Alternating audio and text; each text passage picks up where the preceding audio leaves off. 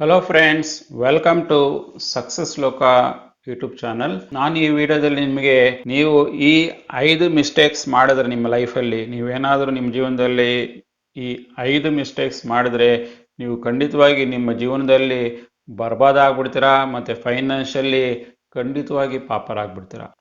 ಮೊದಲನೇ ಮಿಸ್ಟೇಕ್ ಏನಂದರೆ ನಿಮ್ಮ ಸ್ಪೆಂಡಿಂಗ್ ಹ್ಯಾಬಿಟ್ಸು. ನಮಗೆ ಜೀವನದಲ್ಲಿ ಎಷ್ಟು ಇನ್ಕಮ್ ಬರ್ತಾ ಇದೆಯೋ, ಪ್ರತಿ ತಿಂಗಳು ಎಷ್ಟು ಸಂಬಳ ಬರ್ತಾ ಇದೆಯೋ, ಬಿಸ್ನೆಸ್ಸಲ್ಲಿ ಎಷ್ಟು ಆದಾಯ ಬರ್ತಾ ಇದೆಯೋ, ಅದಕ್ಕಿಂತ ನೀವೇನಾದರೂ ಸ್ಪೆಂಡ್ ಮಾಡ್ತಾ ಇದ್ರೆ, ಲೋನ್ ತಗೊಂಡು ಏನಾದರೂ ಸ್ಪೆಂಡ್ ಮಾಡ್ತಾ ಇದ್ರೆ, ಪರ್ಸನಲ್ ಲೋನ್ ಸಿಗುತ್ತಂತ ಪರ್ಸನಲ್ ಲೋನ್ ತೊಗೊಂಬಿಡೋದು, ಮನೆ ಲೋನ್ ಸಿಗುತ್ತಂತ ಮನೆ ಲೋನ್ ತೊಗೊಂಬಿಡ್ಬೋದು, ಗೋಲ್ಡ್ ಲೋನ್ ಸಿಗುತ್ತಂತ ಗೋಲ್ಡ್ ಲೋನ್ ತೊಗೊಂಬಿಡೋದು, ಎಲ್ಲ ರೀತಿ ಲೋನ್ಗಳು ಸಿಗುತ್ತಂತ ಎಲ್ಲ ಲೋನ್ಗಳು ತಗೊಳೋದು, ಚೆನ್ನಾಗಿ ಖರ್ಚು ಮಾಡೋದು. ಆದಾಯಕ್ಕಿಂತ ನಾವು ಖರ್ಚು ಜಾಸ್ತಿ ಮಾಡ್ತಾ ಇದ್ದಾಗ ಕ್ರೆಡಿಟ್ ಕಾರ್ಡ್ ಇದೆ ಅಂದ್ಬಿಟ್ಟು ಕ್ರೆಡಿಟ್ ಕಾರ್ಡ್ನ ಚೆನ್ನಾಗಿ ಸ್ವೈಪ್ ಮಾಡ್ತಾ ಇರೋದು, ಯಾವುದೇ ಸೇವಿಂಗ್ಸ್ ಇಲ್ಲ ಅಂದರೆ ನೀವು ಖಂಡಿತವಾಗಿ ಈ ಮಿಸ್ಟೇಕ್ಸ್ ಮಾಡಿದ್ರೆ, ನೀವು ಆದಾಯಕ್ಕಿಂತ ನೀವು ನಿಮ್ಮ ಜೀವನದಲ್ಲಿ ಏನಾದರೂ ಜಾಸ್ತಿ ಖರ್ಚು ಮಾಡೋದಕ್ಕೆ ಏನಾದರೂ ನೀವು ಪ್ರಯತ್ನ ಬೀಳ್ತಾ ಇದ್ರೆ, ಖಂಡಿತವಾಗಿ ಈ ಮಿಸ್ಟೇಕ್ ಮಾಡಿದ್ರೆ ನೀವು ಫೈನಾನ್ಷಿಯಲ್ ಆಗಿ ಪಾಪರ್ ಆಗೋದ್ರಲ್ಲಿ ಯಾವುದೇ ಮಾತಿಲ್ಲ. ಅದರಿಂದ ನೀವು ಆದಾಯಕ್ಕಿಂತ ಸ್ಪೆಂಡಿಂಗ್ ಬಗ್ಗೆ ಯಾವಾಗಲೂ ಗಮನಿಸ್ತಾ ಇರಿ. ನಿಮ್ಮ ಎಕ್ಸ್ಪೆನ್ಸಸ್ಸು, ನಿಮ್ಮ ಆದಾಯನ ಟ್ರ್ಯಾಕ್ ಮಾಡ್ತಾ ಇದ್ರೆ, ಕರೆಕ್ಟಾಗಿ ಟ್ರ್ಯಾಕ್ ಮಾಡ್ತಾ ಇದ್ದು ನಿಮ್ಮ ಆದಾಯಕ್ಕಿಂತ ಎಕ್ಸ್ಪೆಂಡಿಚರು ಖರ್ಚು ಜಾಸ್ತಿ ಆದಾಗ ನಿಮಗೆ ಆಗ ಕ್ಲಿಯರಾಗಿ ಅಲರ್ಟ್ ಸಿಗುತ್ತೆ. ನನ್ನ ಆದಾಯ ಇಷ್ಟಿದೆ, ನನ್ನ ಖರ್ಚು ಇಷ್ಟಾಗ್ತಾ ಇದೆ. ಆಗ ನೀವು ಅಲರ್ಟ್ ಆಗ್ತೀರಾ. ನೀವು ಅಲರ್ಟ್ ಆಗಿ ಕರೆಕ್ಟಾಗಿ ನಿಮ್ಮ ಫೈನಾನ್ಷಿಯಲ್ ಪ್ಲಾನಿಂಗ್ ಮಾಡ್ತೀರಾ. ಎರಡನೇ ಮಿಸ್ಟೇಕ್ ಏನು ಮಾಡ್ತೀವಿ ಅಂದರೆ, ಎಸ್ಪೆಷಲಿ ಈಗಿನ ಯಂಗ್ ಜನ್ರೇಷನ್ಸು ಏನು ಮಾಡ್ತೀವಿ ನಾವು ತಪ್ಪನ ಅಂದರೆ, ನಮಗೆ ಇವತ್ತು ಏನು ಸಂಬಳ ಬರುತ್ತೋ ಅದ್ರ ಬಗ್ಗೆ ನಾವು ಯೋಚನೆ ಮಾಡಲ್ಲ. ನಾವು ಇನ್ನೂ 20 ವರ್ಷಕ್ಕೆ 10 ವರ್ಷಕ್ಕೆ 20 ವರ್ಷಕ್ಕೆ ಆಗಷ್ಟು ಲೋನ್ನ ಈಗಲೇ ನಾವು ತೊಗೊಂಡ್ಬಿಟ್ಟಿರ್ತೀವಿ. ಈಗ ತಾನೇ ಕೆಲಸ ಸೇರ್ಕೊಂಡಿರ್ತೀವಿ, ಆಗ ತಾನೇ ನಿಮಗೆ ತಿಂಗಳಿಗೆ ಸಂಬಳ ಬರ್ತಾ ಇರುತ್ತೆ, ಆಗ್ಲೇ ಮನೆ ಲೋನ್ ತೊಗೊಳ್ತೀರಾ, ಪರ್ಸನಲ್ ಲೋನ್ ತೊಗೊಳ್ತೀರಾ, ಮತ್ತು ಸಾಕಷ್ಟು ರೀತಿಯಲ್ಲಿ ಕ್ರೆಡಿಟ್ ಕಾರ್ಡನ್ನ ಯೂಸ್ ಮಾಡ್ತಿರ್ತೀರಾ. ನನಗೆ ಇದೇ ರೀತಿ ಸಂಬಳ ಬರ್ತಾನೆ ಇರುತ್ತೆ, ಯಾವಾಗ್ಲೂ ಸಂಬಳ ಬರ್ತಾನೆ ಇರುತ್ತೆ ಅನ್ನೋ ಹುಮ್ಮಸ್ಸಿಂದ ಯಾವಾಗ್ಲೂ ನಾವು ಲೋನದ್ರ ಮೇಲೇ ನಮ್ಮ ಜೀವನ ನಡೆಸ್ತಾ ಇರ್ತೀವಿ. ನಾವು ಪ್ರತಿ ತಿಂಗಳು EMI ಕಟ್ಟೋದು, ಕ್ರೆಡಿಟ್ ಕಾರ್ಡ್ ಬಿಲ್ ಕಟ್ಟೋದು, ಮನೆ ಎಲೆಕ್ಟ್ರಿಸಿಟಿ ಬಿಲ್ ಕಟ್ಟೋದು, ಇದೇ ನಮ್ಮ ಜೀವನ ಆಗ್ಬಿಡುತ್ತೆ. ಇನ್ ಕೇಸ್ ಏನಾದರೂ ನಮಗೆ ಕೆಲಸಕ್ಕೆ ಹೋಗಕ್ಕೆ ಇಂಟ್ರೆಸ್ಟ್ ಇಲ್ಲ ಅಂದ್ರೂ, ನಮಗೆ ಕೆಲಸ ಮಾಡೋಕ್ಕೆ ಇಂಟ್ರೆಸ್ಟ್ ಇಲ್ಲ ಅಂದ್ರೂ ನಿಮಗೆ ಬೇರೆ ದಾರಿನೇ ಇರೋದಿಲ್ಲ. ನೀವು ಅಲ್ಲಿ ಹೋಗಿ ಜೀತದಾಗಿ ಕೆಲಸ ಮಾಡ್ತಾನೆ ಇರಬೇಕಾಗುತ್ತೆ. ಯಾಕೆ ಮಾಡ್ತಾ ಇರಬೇಕು ಅಂದಾಗ, ನೀವು ನಿಮ್ಮ ಜೀವನದಲ್ಲಿ ಈ ಎರಡನೇ ಮಿಸ್ಟೇಕ್ ಮಾಡಿರೋದ್ರಿಂದ. ಎರಡನೇ ಮಿಸ್ಟೇಕ್ ಏನಂದರೆ, ನಿಮಗೆ ಸಂಬಳ ಎಷ್ಟು ಬರುತ್ತೋ ಅದಕ್ಕೆ ತಕ್ಕಂತೆ ನೀವು ಖರ್ಚು ಮಾಡಲ್ಲ. ಮುಂದೆ 10 ವರ್ಷಕ್ಕೆ ಆಗಷ್ಟು ಈಗಲೇ ಲೋನ್ ಮಾಡಿಬಿಟ್ರೆ, 20 ವರ್ಷಕ್ಕೆ ಆಗಷ್ಟು ಲೋನ್ ಈಗಲೇ ಮಾಡಿಬಿಟ್ರೆ, ಯಾರಿಗೆ ಗೊತ್ತು ನಿಮಗೆ 10 ವರ್ಷ ಕೆಲಸ ಇರುತ್ತೋ ಇಲ್ಲೋ, 5 ವರ್ಷ ಆದ್ಮೇಲೆ ನಿಮ್ಮ ಕೆಲಸ ಹೋಗ್ಬೋದು. ಆಗೇನು ಮಾಡ್ತೀರಾ? ಆಗ ನೀವು ಎಲ್ಲ ಕಡೆನೂ ಉಸಿರು ಕಟ್ಕೊಂಡು ಕೆಲಸ ಮಾಡಬೇಕಾಗುತ್ತೆ, ಇನ್ನೊಂದು ಕಡೆ ಅಪ್ಲೈ ಮಾಡಬೇಕು. ಅದೇ ಥರ ಸಂಬಳ ಬರಬೇಕು ಅಂತ ಏನು ಗ್ಯಾರಂಟಿ ಇಲ್ವಲ್ಲ, ಅದಕ್ಕಿಂತ ಕಡಿಮೆ ಸಂಬಳ ಬರ್ಬೋದು. ಆಗ ನಿಮಗೆ BP ಜಾಸ್ತಿ ಆಗುತ್ತೆ, ಶುಗರ್ ಜಾಸ್ತಿ ಆಗುತ್ತೆ, ನಿಮ್ಮ ಲೈಫಲ್ಲಿ ಪ್ರೆಷರ್ ಜಾಸ್ತಿ ಆಗುತ್ತೆ, ಸ್ಟ್ರೆಸ್ ಜಾಸ್ತಿ ಆಗುತ್ತೆ. ಆಗ ನಿಮ್ಮ ಹೆಲ್ತೂ ಅಪ್ಸೆಟ್ ಆಗುತ್ತೆ. ನಿಮಗೆ ಅರ್ಥ ಆಗುತ್ತೆ ನೀವು ಹಣಕ್ಕೆ ಎಷ್ಟು ದಾಸರಾಗಿದ್ದೀರಾ ಅಂತ. ಆದ್ದರಿಂದ ಈ ಮಿಸ್ಟೇಕ್ನಂತೂ ಖಂಡಿತವಾಗಿ ಮಾಡಬೇಡಿ. ಲೋನ್ ತಗೊಳ್ಳಿ, ಎಷ್ಟು ಸಾಧ್ಯ ಇದೋ ಅಷ್ಟಿಗೆ ಮಾತ್ರ ಲೋನ್ ತಗೊಳ್ಳಿ. ನೀವು plan B, plan C, plan D ಅಂತ ಎಲ್ಲನೂ ಪ್ಲಾನ್ಗಳು ಮಾಡಿ ಇಟ್ಕೊಂಡಿದ್ರೆ ತುಂಬ ಒಳ್ಳೆಯದು. ಫೈನಾನ್ಷಿಯಲ್ ಆಗಿ ನಾವು ಆಲ್ಟರ್ನೇಟಿವ್ ಬ್ಯಾಕಪ್ ಇಟ್ಕೊಂಡಿದ್ರೆ ತುಂಬ ಒಳ್ಳೆಯದು. ಇನ್ ಕೇಸ್ ಆದರೂ ಒಂದು ಸೋರ್ಸ್ ಕಡಿಮೆ ಆದರೆ ಇನ್ನೊಂದು ಸೋರ್ಸಲ್ಲಿ ಅಟ್ಲೀಸ್ಟ್ ನಮ್ಮ ಜೀವನವನ್ನು ನಡೆಸ್ಕೊಳ್ಬೋದು. ಮತ್ತು ಮೂರನೇ ಮಿಸ್ಟೇಕ್ ನಾವು ಯಾವ್ದು ಮಾಡಬಾರ್ದು ಅಂದರೆ, ನಮಗೆ ಬರೋ ಆದಾಯದಲ್ಲಿ, ನಮಗೆ ಈಗ 1 ಲಕ್ಷ ರೂಪಾಯಿ ಆದಾಯ ಬರ್ತಾ ಇದ್ರೆ, ನಮಗೆ 1 ಲಕ್ಷ ರೂಪಾಯಿ ಪ್ರತಿ ತಿಂಗಳು ಆದಾಯ ಬರ್ತಾ ಇದ್ರೆ, ನಾವು ನಮ್ಮ ಹಣನ ಎಲ್ಲ ಅಮೌಂಟನ್ನು ಫಿಕ್ಸ್ಡ್ ಡಿಪಾಸಿಟಲ್ಲಿ ಮಾಡೋದು. ಬ್ಯಾಂಕಲ್ಲಿ ಹೋಗ್ಬಿಟ್ಟು ಒಂದು ಫಿಕ್ಸ್ಡ್ ಡಿಪಾಸಿಟ್ ಮಾಡೋದು. ಅಲ್ಲಿ ನಿಮಗೆ ಎಷ್ಟು ಇಂಟ್ರೆಸ್ಟ್ ಕೊಡ್ತಾರೆ? 4%, 5%, 6% ಇಂಟ್ರೆಸ್ಟ್ ಕೊಡ್ತಾರೆ. ಅದೇ ರೀತಿ ನೀವು ಪೋಸ್ಟ್ ಆಫೀಸಲ್ಲಿ ಹೋಗಿ ಡಿಪಾಸಿಟ್ ಮಾಡೋದು. ಈ ಎಲ್ಲ ರೀತಿ ಎಲ್ಲೇ ನೀವು ಡಿಪಾಸಿಟ್ ಮಾಡಿದ್ರು ನಿಮಗೆ ಕೊಡೋದು 4%, 5% ಇಂಟ್ರೆಸ್ಟ್ ಮಾತ್ರ.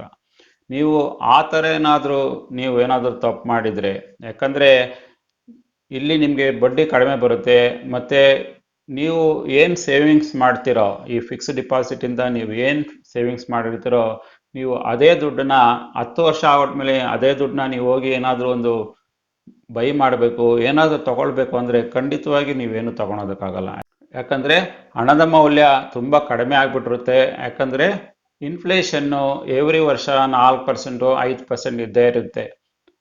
ಆಗ ನಿಮಗೆ 5%, 6% ಬ್ಯಾಂಕಲ್ಲಿ ನಿಮಗೆ ಇಂಟ್ರೆಸ್ಟ್ ಬಂದ್ರೂ ನಿಮಗೆ ಇನ್ಫ್ಲೇಷನಲ್ಲಿ ಅಲ್ಲಿ ತಿಂತಾ ಇರುತ್ತೆ.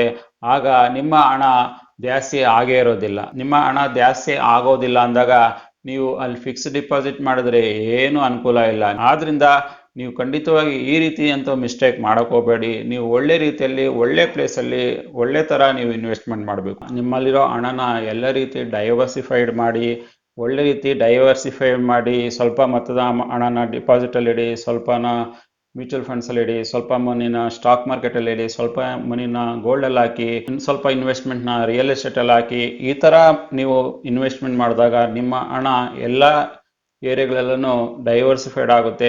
ಒಂದು ಏರಿಯಾದಲ್ಲಿ ಏನಾದರೂ ಪ್ರಾಬ್ಲಮ್ ಆದರೂ ಇನ್ನೆಲ್ಲ ಏರಿಯಾದಲ್ಲೂ ನಿಮ್ಮ ಹಣ ಸೇಫ್ ಆಗಿರುತ್ತೆ. ಮತ್ತು 4ನೇ ತಪ್ಪು ಯಾವ್ದು ಮಾಡಬಾರ್ದು ಅಂದರೆ, ನಮ್ಮ ಜೀವನದಲ್ಲಿ ಟರ್ಮ್ ಇನ್ಶೂರೆನ್ಸ್ ಪಾಲಿಸಿನ ಬೈ ಮಾಡದೇ ಇರೋದು. ಯಾಕಂದರೆ ನಮಗೆ ನಾಳೆ ಏನಾಗುತ್ತೆ ಅಂತ ಯಾರಿಗೆ ಗೊತ್ತಿಲ್ಲ. ಏನು ಬೇಕಾದರೂ ಆಗ್ಬೋದು. ನಾವು ಈಗ ಕೆಲಸ ಮಾಡ್ತಾ ಇರ್ಬೋದು, ನಾಳೆ ಸಡನ್ನಾಗಿ ಎಲ್ಲೋ ಆಫೀಸ್ಗೆ ಹೋಗ್ತಾ ಇರ್ತೀವಿ, ಆಕ್ಸಿಡೆಂಟ್ ಆಗ್ಬೋದು, ಇಲ್ಲಾಂದರೆ ಏನೋ ಒಂದು ಆಗ್ಬೋದು.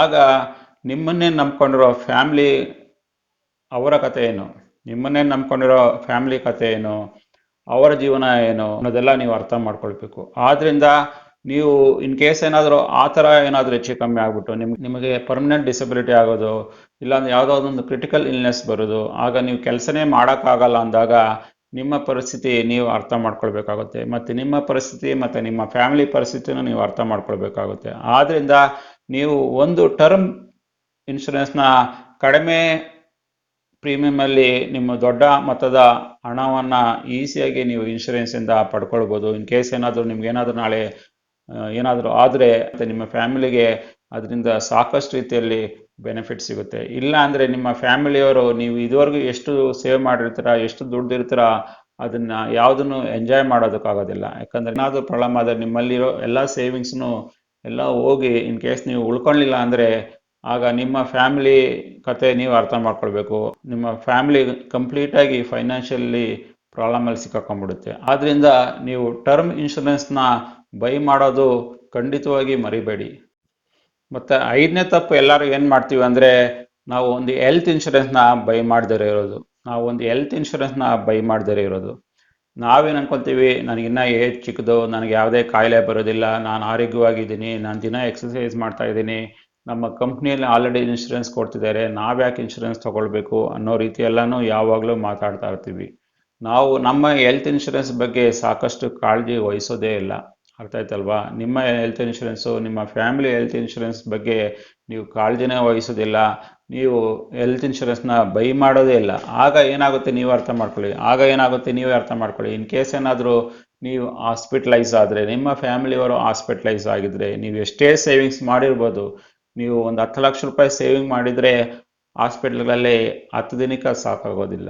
ಆ ರೀತಿಯಲ್ಲಿ ಈಗ ಮೆಡಿಕಲ್ ಟ್ರೀಟ್ಮೆಂಟ್ ಕಾಸ್ಟ್ ಆಗಿಬಿಟ್ಟಿದೆ. ನಿಮ್ಮಲ್ಲಿ 10 ಲಕ್ಷ ಇದ್ರೂ ಒಂದು 10 ದಿನಕ್ಕೆ ಒಳ್ಳೆ ಟ್ರೀಟ್ಮೆಂಟ್ ಕೊಡಿಸೋದಕ್ಕೆ ಆ ಹಣ ಸಾಕಾಗೋದಿಲ್ಲ. ಇನ್ ಕೇಸ್ ಏನಾದರೂ 10 ಲಕ್ಷ ನೀವು ಅದರಿಂದ ಟ್ರೀಟ್ಮೆಂಟ್ ತಗೊಂಡ್ರು ಮುಂದೆ ನಿಮ್ಮ ಜೀವನ ಏನು, ನೀವೆಷ್ಟು ಸೇವ್ ಮಾಡಿರೋದು ಎಲ್ಲ ಹೋಗುತ್ತೆ.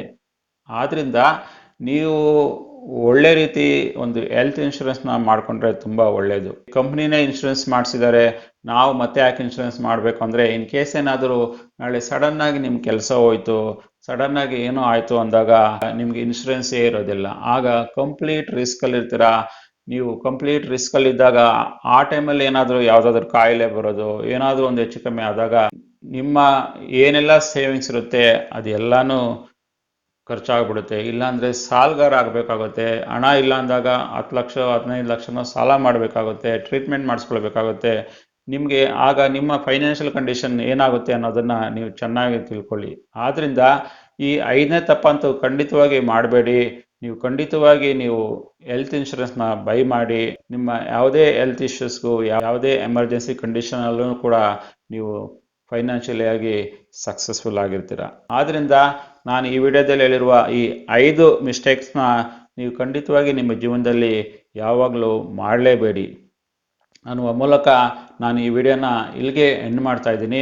ನಿಮಗೆ ಈ ವಿಡಿಯೋ ಇಷ್ಟ ಆಗಿದ್ದರೆ ಖಂಡಿತವಾಗಿ ಲೈಕ್ ಮಾಡಿ. ನೀವು ನಮ್ಮ ಸಕ್ಸಸ್ ಲೋಕ ಯೂಟ್ಯೂಬ್ ಚಾನಲ್ಗೆ ಇದುವರೆಗೂ ಸಬ್ಸ್ಕ್ರೈಬ್ ಮಾಡ್ಕೊಂಡಿಲ್ಲ ಅಂದರೆ ಖಂಡಿತ ಸಬ್ಸ್ಕ್ರೈಬ್ ಮಾಡ್ಕೊಳ್ಳಿ ಮತ್ತು ಬೆಲ್ಲೈಕನ್ ಕ್ಲಿಕ್ ಮಾಡಿದರೆ ನಮ್ಮ ಎಲ್ಲ ಮುಂದಿನ ವಿಡಿಯೋಗಳು ನಿಮಗೆ ಖಂಡಿತವಾಗಿ ಸಿಗುತ್ತೆ. ನಾವು ಸಿಗೋಣ ಮತ್ತೊಂದು ವಿಡಿಯೋದಲ್ಲಿ. ಅಲ್ಲಿವರೆಗೆ ಬಾಯ್.